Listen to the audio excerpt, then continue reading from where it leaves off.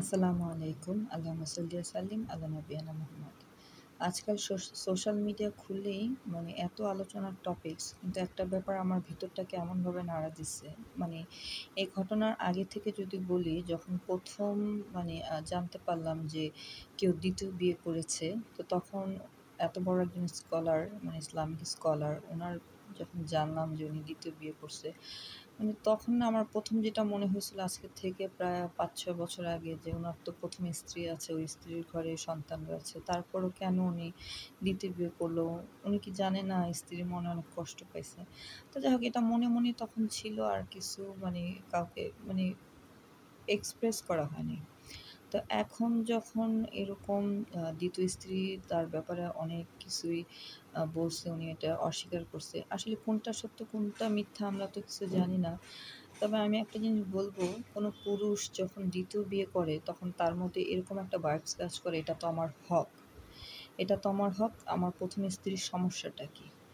আসলে সমস্যা এটাই যে একটা মেয়ে যখন সংসার করতে আসে, তখন সে তার পুরো পৃথিবীটাই তার এই সংসারটাকেই মনে করে। তার বিশ্বাস, তার শ্রম, তার আস্থা, তার পুরা জীবন সবকিছুই এই সংসারের পিছে, এই সন্তান, স্বামীর পিছনে শেষ করে দেয়।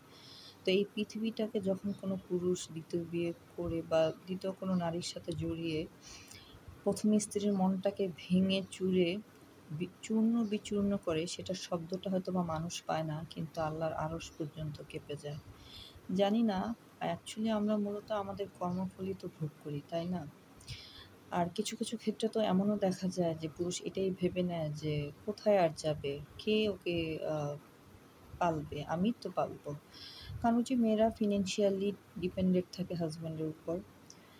তো তখন তাদের মধ্যে এই যে একটা, আমি বলব এটা কাইন্ড অফ জাহিলিয়াতি, কাইন্ড অফ জুলুমই আমি বলব তার ওই ১ম স্ত্রীর উপরে, যে সে মানসিকভাবে ক্ষতবিক্ষত হচ্ছে, কিন্তু মুখ বুজে সহ্য করে যাচ্ছে সমাজের কারণে, সন্তানদের কারণে। তার তো আর কোনো উপায় নেই। মেনে নিতেই হবে। আর সমাজ আমাদেরকে এমনভাবে বুঝায়, সন্তানের দিকে তাকাও, আল্লাহর দিকে তাকাও।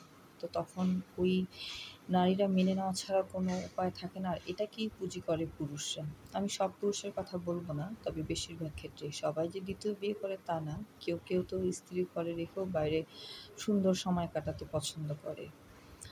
তো আল্লাহর ঘরে তো একটা হিসাব আছে। মানুষের মানসিক শান্তি কেড়ে নেওয়া, তা যে ১ম স্ত্রী যতটা কষ্ট পাইছে, তার মানসিকভাবে যতটা আঘাত পাইছে, সেটার কি একটা শব্দ আল্লাহর আরশ পর্যন্ত পৌঁছায় নাই? সেটা তো একটা পেব্যাক একটা সিস্টেম থাকতে হবে। তো এজন্য আমি মনে করি প্রত্যেকটা মহিলার ফিন্যান্সিয়াল ইন্ডিপেন্ডেন্ট হওয়া উচিত। তবে ফিন্যান্সিয়াল ইন্ডিপেন্ডেন্স এটা না যে ওই পুরুষটাকে চেঞ্জ করে দিবে। তবে তার ডিসিশন নেয়ার ক্ষেত্রে অনেকটাই চিন্তা করা হবে যে এই মেয়ে মেনে নেওয়ার মেয়ে না। আসসালামু আলাইকুম।